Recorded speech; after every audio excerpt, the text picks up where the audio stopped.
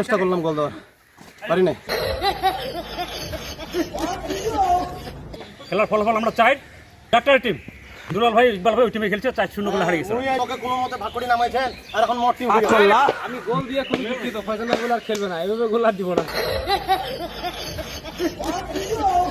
আমাদের খেলোয়াড়রা খুব ভালো খেলছে, নির্দেশনা খুব ফলো করছে যে সিরিয়ালি গোল দেবে 1-2-3, তবে ও একটু অভিনয় করছে, ও ডাবল গোল দিয়ে ফেলেছে।